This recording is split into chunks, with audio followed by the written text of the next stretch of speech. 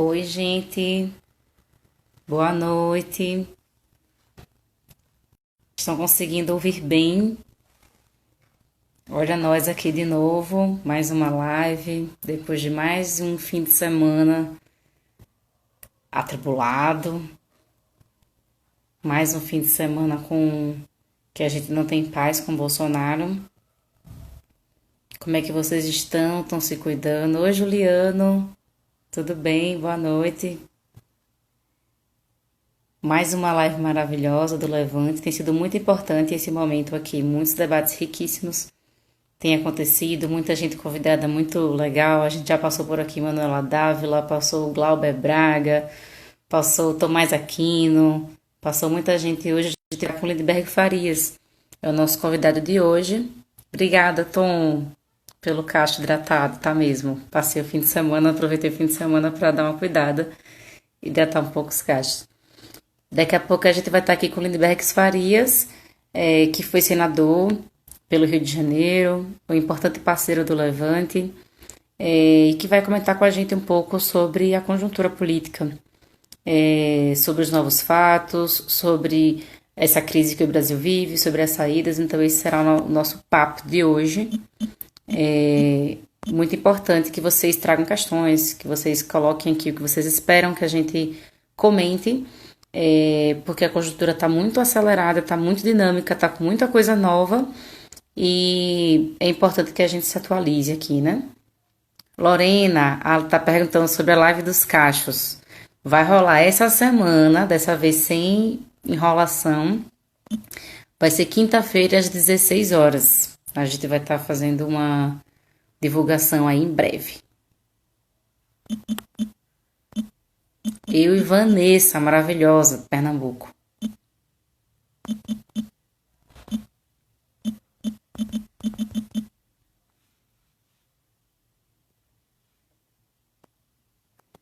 Peraí, viu, gente, que aqui é lento o processo. Enquanto a gente tá conversando aqui, vai chamando as amizades aí, avisando nos grupos do Levante. Já vi aqui que tem Pernambuco, já vi aqui que tem Paraíba, tem Bahia. Então já manda aí nos grupos do WhatsApp da galera do Levante aí, gente. E vamos entrando, a live tá começando. Elida tá pedindo pra mandar beijo pro conterrâneo dela. Quando ele entrar, eu vou mandar 2 paraibanos babados. Alguém disse que ele entrou, mas eu não vi não, viu, gente? Acho que não entrou, não. Deixa eu pedir socorro aqui pela comunicação. Para comunicação.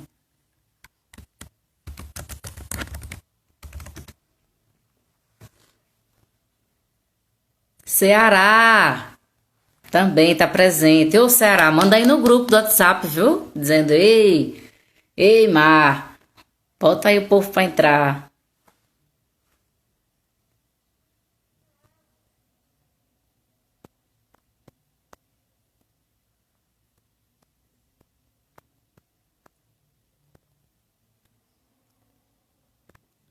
Achei, gente, vai dar ele.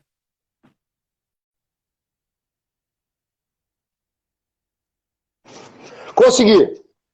Consegui. Poxa, eu tava me sentindo um velho completo, sabe aquele velho?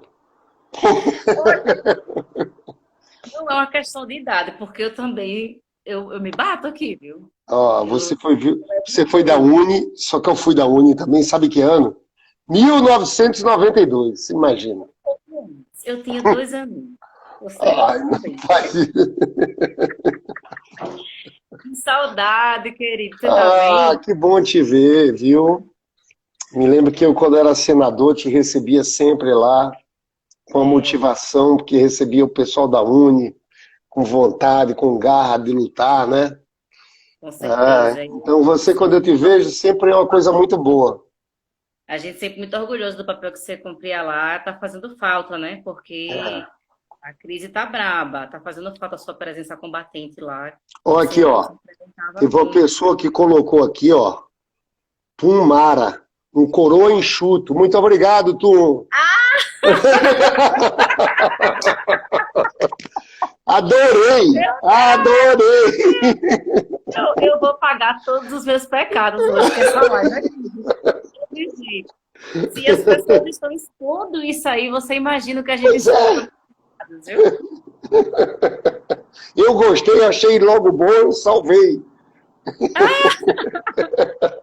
Olha, o povo fala mesmo, viu, Lindbergh? Você tem até Ah, apelido, do Levante, que é Lindinho. isso foi no passado, Jesse, já acabou. Isso passou há muito tempo. Ó, tá dizendo hoje em dia, menino, esse povo nosso é brincadeira, não. Mas, ó, Ah, ah. tá bem, tá se cuidando nessa. Tô com minhas filhotas, entendeu? Eu tenho, na verdade, 3 filhos. Tenho o Luiz, de 25, e tenho Bia, de 9, e Marina, de 7. Então a gente tá junto nesse momento, cara. E o que a gente tem que dizer para as pessoas é ficar em isolamento mesmo, entendeu? Isso não é brincadeira, a gente não deve.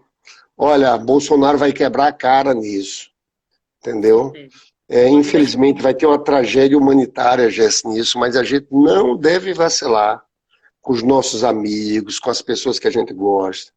É dizer, olha, é hora de preservar a saúde, de se cuidar, entendeu? Então eu não tenho a menor dúvida. Eu estou me cuidando muito porque eu tenho a minha filha de 9, a Bia, ela tem síndrome de Down. E quem tem síndrome de Down tem problema respiratório. Então eu fico apavorado, imagina passar alguma coisa para ela, né? E ela está super bem, mas o que eu acho que eu sinto como pai é o que qualquer pessoa sente quando pensa no seu pai, na sua mãe. Sempre nós temos pessoas que têm algum tipo de vulnerabilidade. E mesmo que não tenha vulnerabilidade, isso o que está mostrando é que muita gente está morrendo. Eu, na verdade, devia pensar isso da Bia, mas da Marina, do Luiz. Mas é claro que quando você tem uma. A Bia, em especial, causa uma preocupação muito grande. Então, eu estou completamente recolhido. Eu estou vivendo em função delas. isso. Que bom. É porque é exatamente isso. Acho que a gente se preocupa, óbvio, mais. Eu me preocupo mais com a minha avó, com a minha mãe, com as pessoas que são mais vulneráveis. Só que É, essa doença, ela é desconhecida. As pessoas estão, os médicos, os cientistas, estão agora pesquisando e se dando conta de qual é realmente o impacto dela na saúde das pessoas.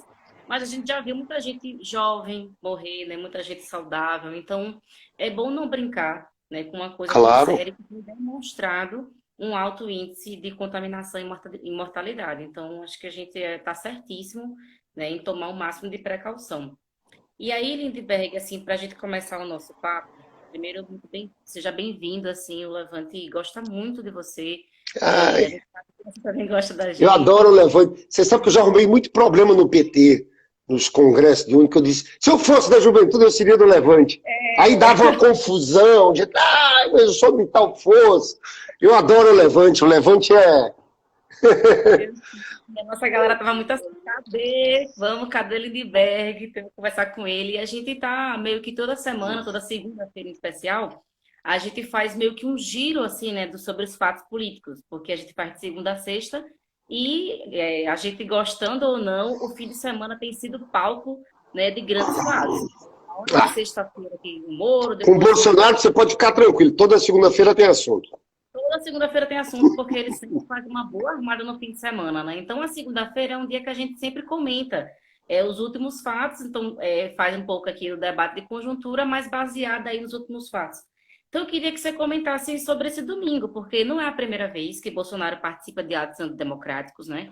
Isso tem sido recorrente, inclusive antes dele ser eleito como presidente, ele já se manifestava a favor da ditadura, ele já sempre foi um cara que demonstrou aí suas garras antidemocráticas. Só que esse último domingo, ele fez a afirmação de que as Forças Armadas estão com ele e também fez uma ameaça grave, né, dizendo que essa semana, se algo acontecer, chegou no limite e tal. Então, ele parece que deu um passo um pouco a mais, né? Além da característica que não é nova dele, que é fazer demonstrações, declarações antidemocráticas.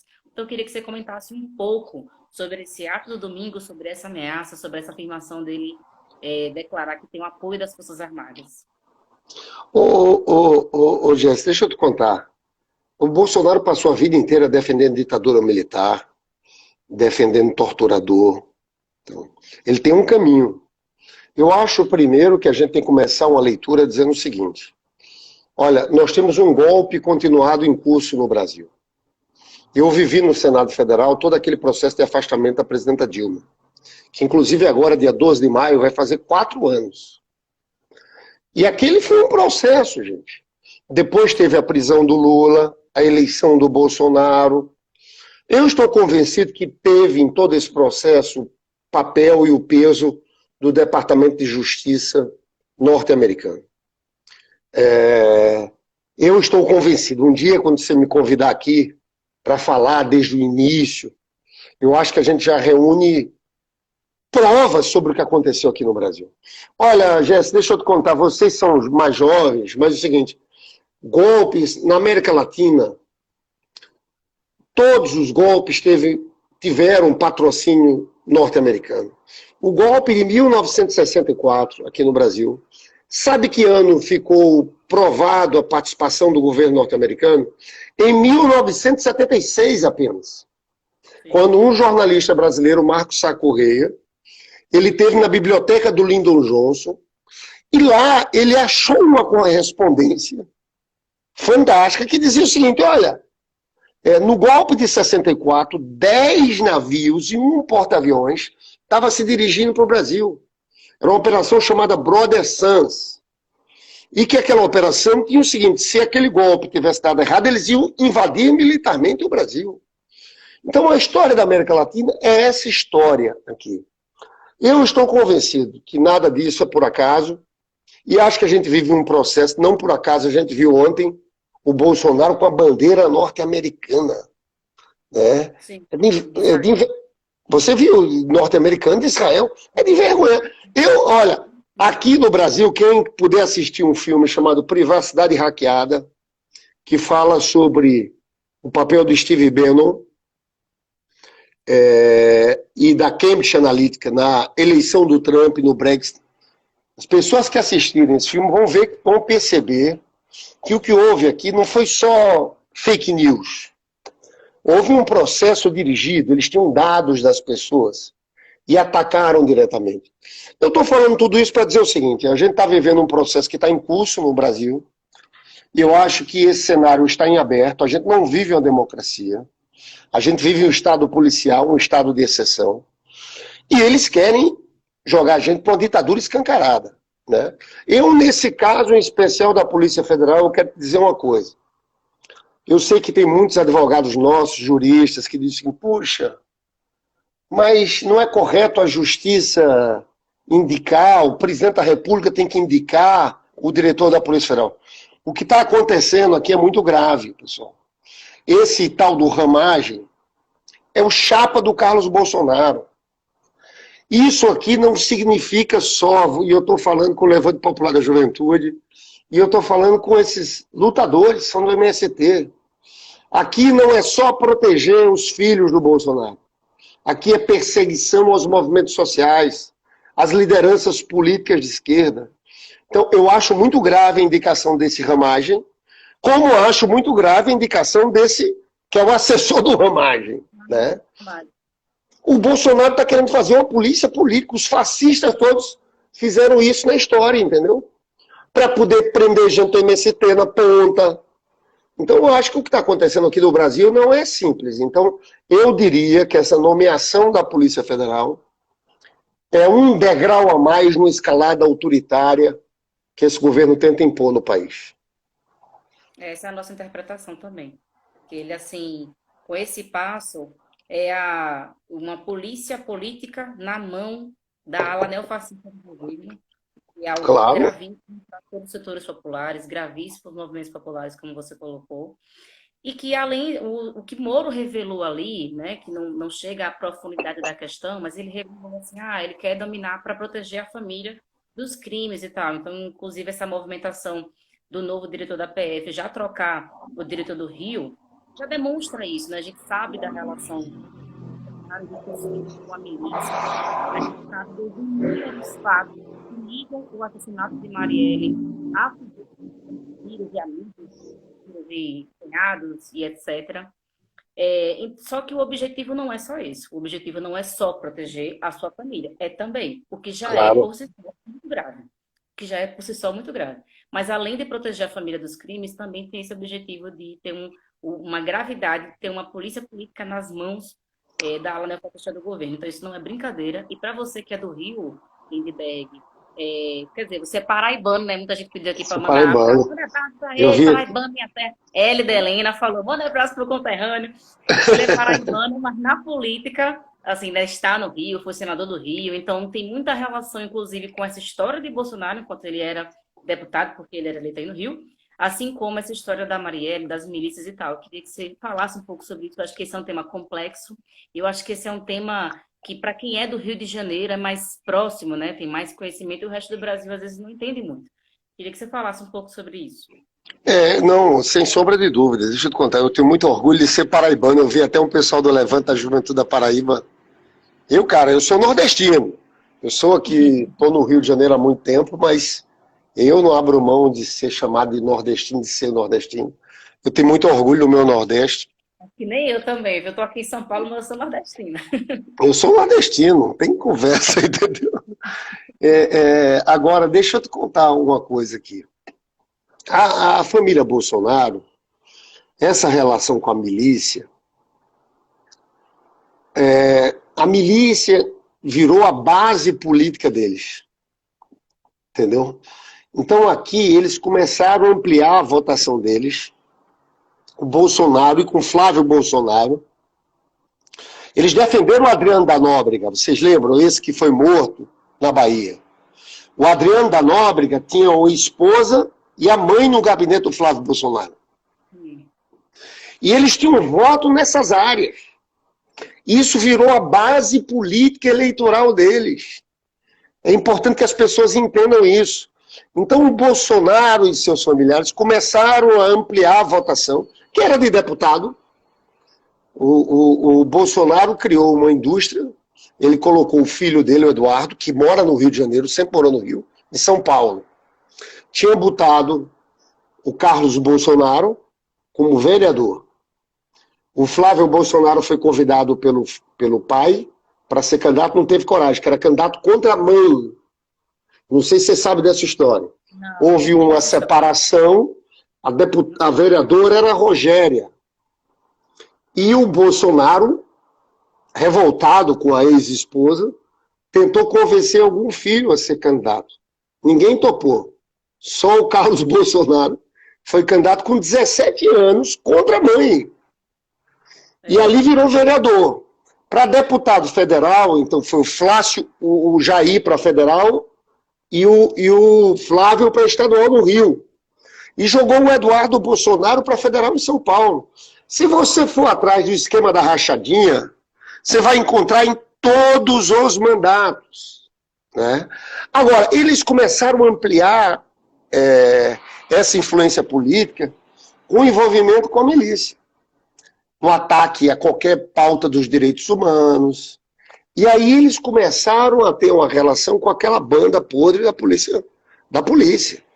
Então foi o caso do Adriano, da Nóbrega, que nomeou a mãe e que nomeou a esposa para o gabinete do Flávio Bolsonaro.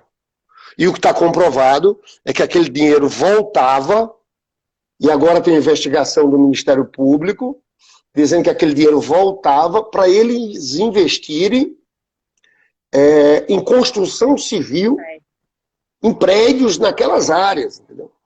Então, na verdade, esse Bolsonaro, isso é um crápula. Né? Isso é um crápula, é gente da pior qualidade, se não tinha condições de estar na presidência da República. Agora, ele quer tentar implantar uma ditadura no Brasil. Eu acho que a gente não pode vacilar.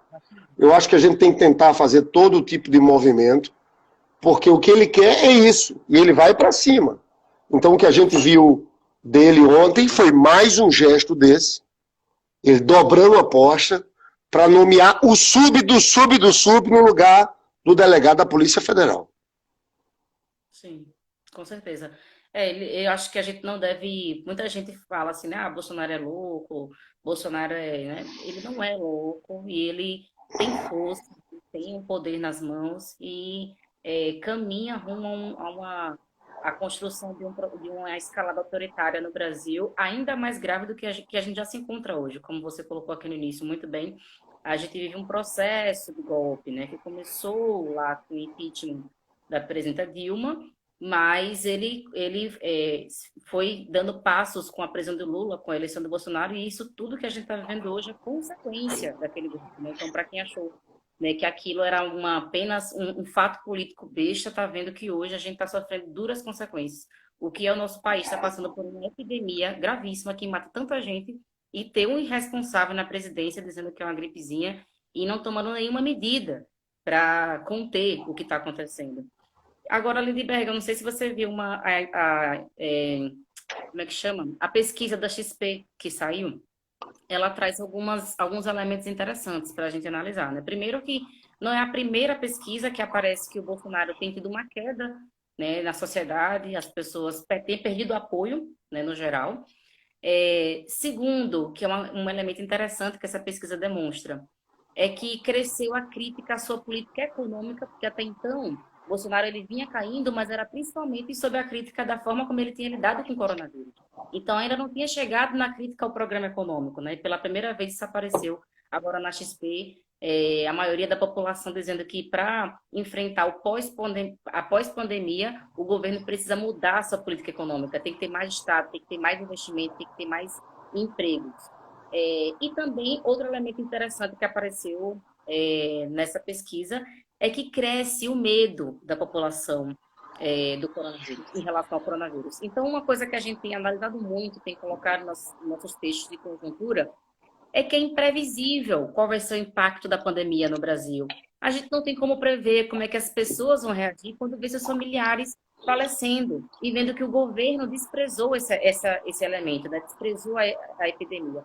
Então, eu queria que você comentasse um pouco sobre isso também, porque a nossa impressão é que o governo vem perdendo base na sociedade, vem se enfraquecendo, mas ao passo que ele se enfraquece, ele também vem com uma mão dura do autoritarismo, né? Vem com mais força, com mais em cima das propostas autoritárias, como foi esse domingo, essas ameaças, né? Então, eu queria que você comentasse um pouco sobre isso, se você também Ô, tem Jess, essa claro. avaliação. Jess, eu queria ser otimista como você. Eu estou achando que no primeiro momento, olha, eu vou falar uma verdade aqui. Me impressionou a capacidade de resistência do Bolsonaro, a resiliência do Bolsonaro. Porque você lembra, olha só, depois daquela declaração maluca que ele falou gripe, resfriadinho, eu conversei com algumas pessoas e as pessoas diziam, acabou! Sim. Depois disso ele demitiu o Mandetta e depois disso ele demitiu o Moro. E ele continua com mais de 30% de ótimo e bom. Então, eu queria ter esse otimismo, porque eu acho que no primeiro momento ele mostrou uma capacidade de resistência grande. Eu concordo com você sabe que com o Trump houve um movimento parecido. O Trump, no primeiro momento, ele subiu na pesquisa, porque ele anunciou uma renda mínima lá de $1.200, que são R$6.000, com mais $500 por cada criança.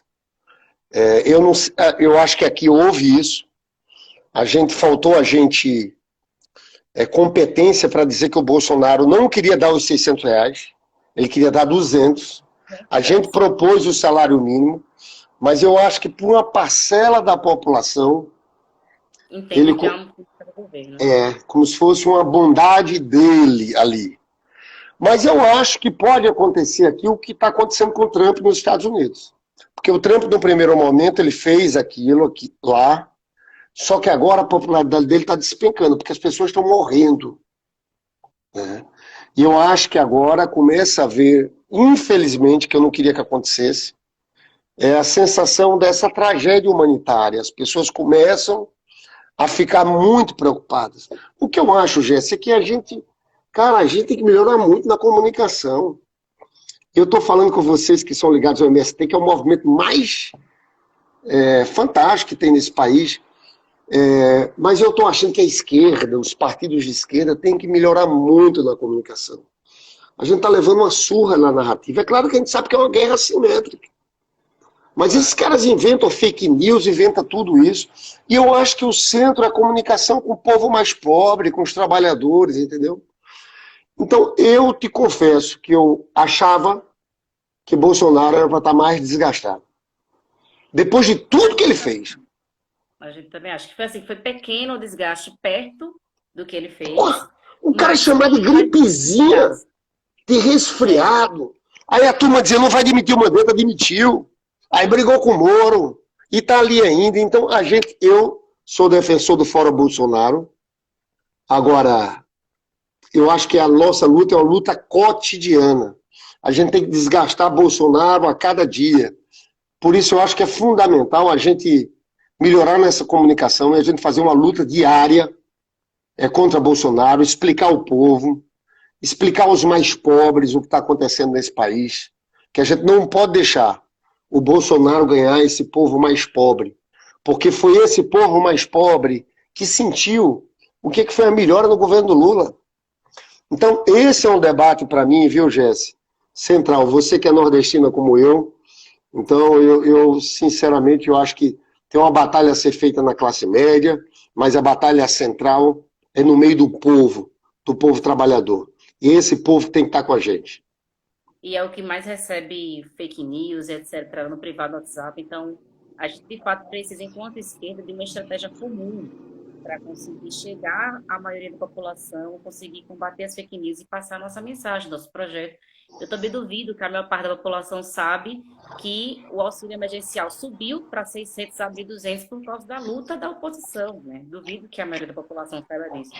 Eu até escrevi um artigo, o meu último artigo agora, Lindbergh, analisa um pouco essa saída do Moro.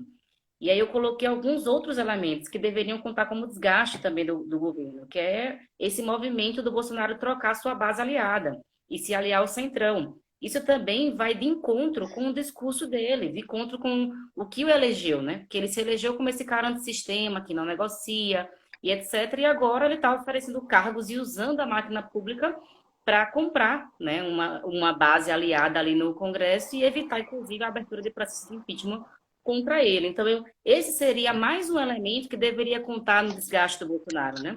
A demissão do Moro e o tema da segurança pública, corrupção, etc., que foram os elementos que elegeu, né, Bolsonaro. A gripezinha, coronavírus, etc., essa questão da crise sanitária. E, em terceiro, essa mudança de base também. Então, são 3 elementos muito graves que, de fato, na nossa avaliação também, o desgaste deveria ser muito maior do que o que foi. Só que o que a gente vem percebendo é que está lento, está devagar, demonstra uma grande fidelidade da sua base, mas há um processo de desgaste. Nessa pesquisa também aponta que, por exemplo, há uma aprovação muito grande dos governos estaduais.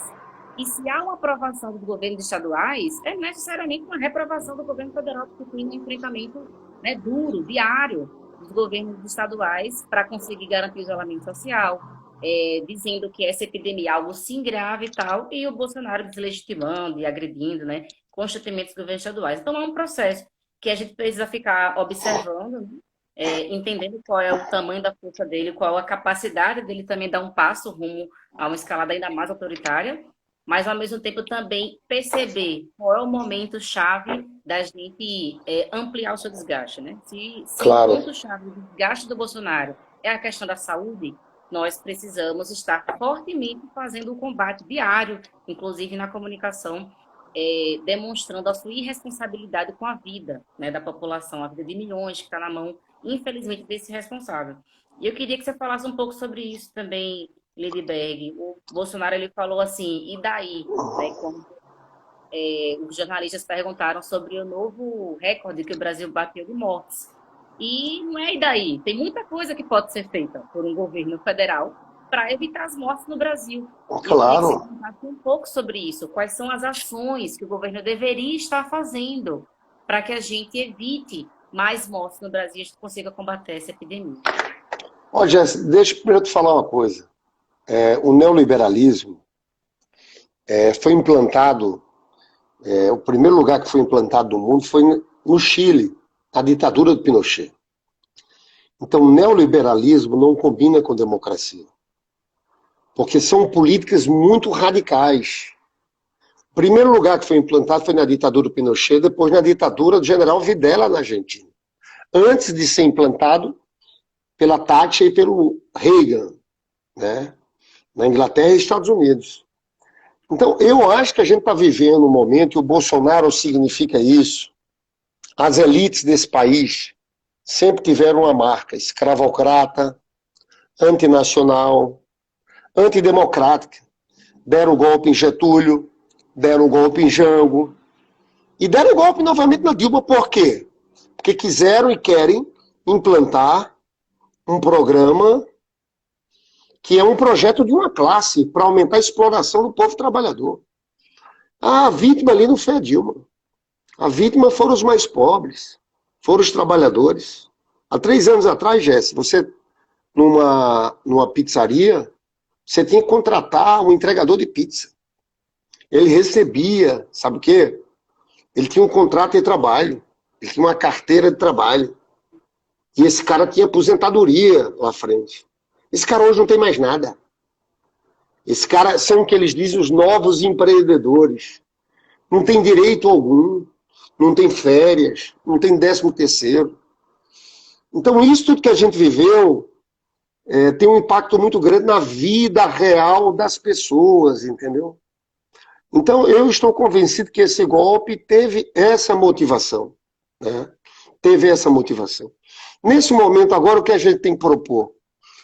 No mundo inteiro o que estão se discutindo é o seguinte: o trabalhador fica em casa, ganha um salário. Então o PT, por exemplo, apresentou um projeto em que quem ganha até 3 salários mínimos recebe o salário do governo. Isso é uma forma da gente defender o trabalhador, mas também a pequena e média empresa que está quebrando, que vai quebrar. Então o PT tem esse projeto, mas só que, infelizmente, eles têm um cerco midiático, não deixam o Lula falar. Sobre a renda básica, a gente defendeu um salário mínimo, entendeu? Então, o que um governo de esquerda faria num momento como esse? Preservaria a proteção à saúde com a renda. Porque o que o Bolsonaro está fazendo é forçar o povo. A cabeça do Bolsonaro é a cabeça da elite escravocrata. Então, para eles, isolamento social é coisa de classe média. O povo não, tem que estar dentro dos ônibus, dentro dos metrôs. O povo tem que estar servindo. Então é muito triste o que a gente está enfrentando aqui no Brasil. Eu acho que a tragédia social vai ser gigantesca.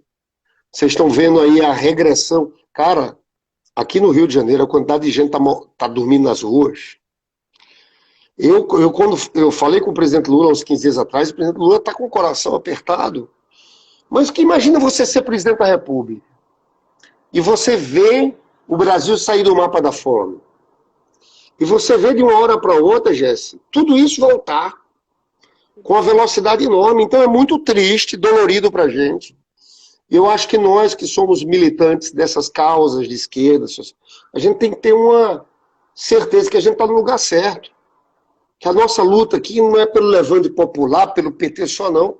É uma luta por esse povo, por esses trabalhadores, entendeu? É o momento da sensibilidade bater mais forte no peito, entendeu? Então eu estou muito indignado com o que está acontecendo no Brasil, mas eu também confesso a vocês que eu estou sofrendo. Porque não é fácil, cara. A gente que vê esse Brasil avançar e hora para outra voltar tudo atrás. Então vocês são da juventude aí, dessa juventude aguerrida, vocês têm que saber que mais do que nunca tem que lutar. E lutar por uma causa, que é a causa desse povo nordestino, desse povo trabalhador, desse povo que merece uma chance, uma perspectiva em relação ao futuro, tá? Então eu confesso que eu estou aqui muito indignado, mas eu também estou muito triste. Eu consigo entender, pelo amor de Deus, esse ator que se matou hoje, o Flávio Migliotti, cara, ele fez uma carta ali, e é claro que isso não é a solução, mas é uma carta tão dura de uma pessoa que defendia um outro projeto, entendeu? Hoje ele perdeu o Aldir Blanc também aqui no Rio de Janeiro. O Aldir Blanc, Jesse, o Aldir Blanc, cara, é a resistência, tudo mais, entendeu? Então tem uma turma que está sofrendo muito. E a gente tem que passar para essas pessoas força. Não, nós temos que enfrentar. E eu tenho uma convicção, eu até encerro falando isso aqui.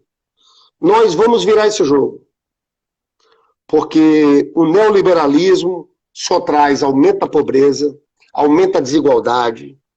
Eu tenho uma convicção, essa política econômica aí do Bolsonaro, do Paulo Guedes, isso não tem como prosperar. O governo Bolsonaro não tem como dar certo. Então a gente não pode desanimar, nós vamos virar o jogo. Nós vamos escrever uma nova página da história para a juventude e para os trabalhadores. E é triste mesmo pensar, mas ao mesmo tempo nos dá uma ponta de esperança, né? Porque esses últimos anos demonstraram como o povo brasileiro só precisa de uma oportunidade para demonstrar o seu grande potencial, né?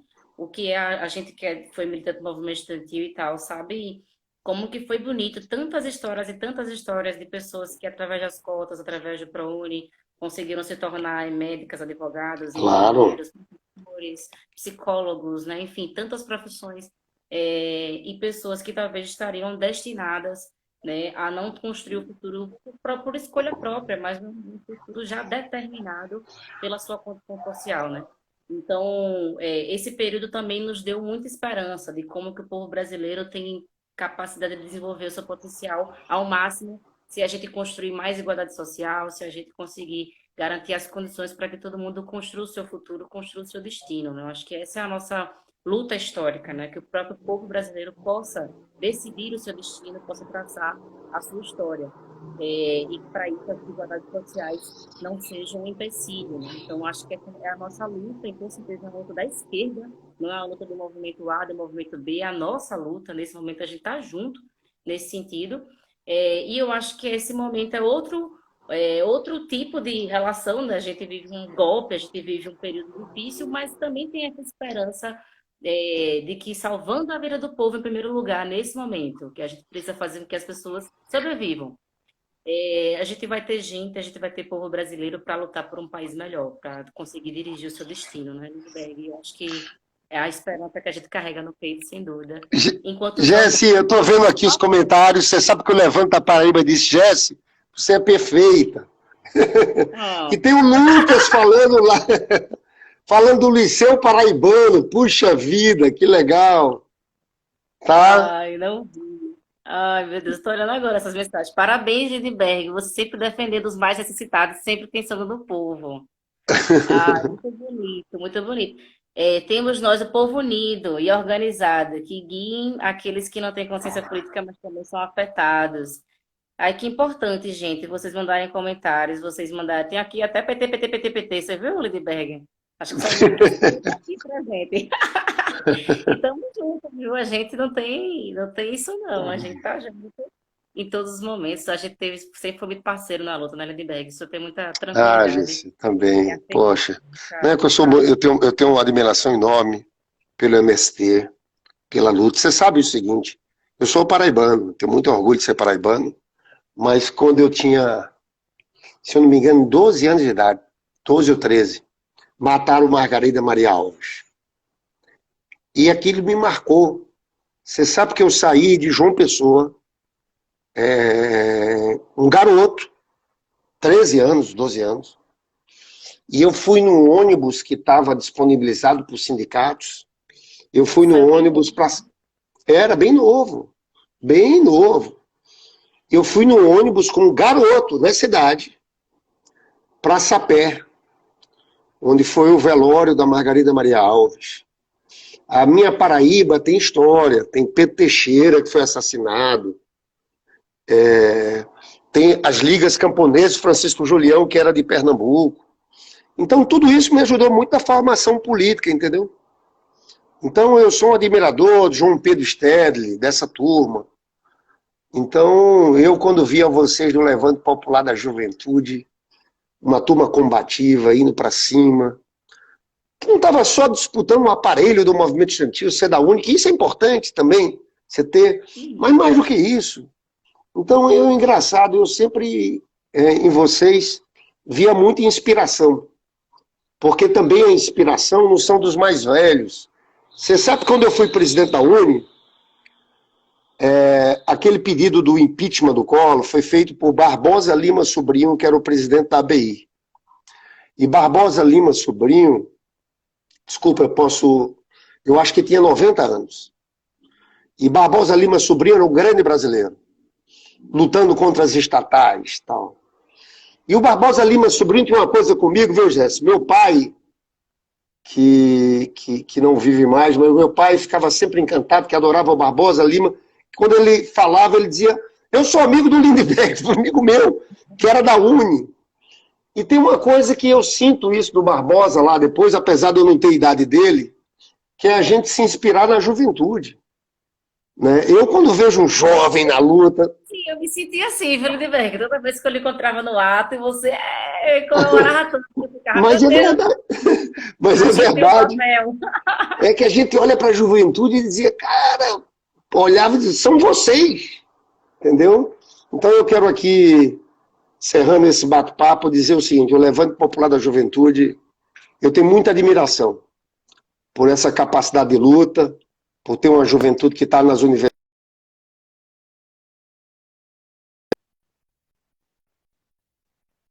pensando em como construir alternativas. Então, por isso que eu queria agradecer aqui também você muito, tá? E é recíproco, viu, Lindbergh? Muito obrigada por participar desse bate-papo. Nossa militância, como você está vendo aí, toda hora postando. Ele é demais, me representa e tal. Gosto muito de você. A gente sempre se sentiu representada pela sua atuação no Rio de Janeiro, também no Senado Federal e representando todo o nosso país. Então, você, como um bom nordestino, estava lá, mas defendendo os interesses do país inteiro. E isso nos orgulhava muito. E saiba que o que você topar de luta, a gente vai estar junto sempre, porque o Levante sabe do seu compromisso com o povo brasileiro, sabe do seu compromisso com o projeto de país, que é o mesmo que nós Deixa eu defendemos. fazer uma pergunta. Para fazer parte do Levante Popular da Juventude tem que ter que idade? Não tem isso não, é só vestir a camisa. Vestiu a camisa, fez a selfie dizendo que levanta do Levante. Então, fechado, tô dentro. Valeu. Muito obrigada, Beijo, viu, Jânsia. querida? Até Valeu, mais. querida.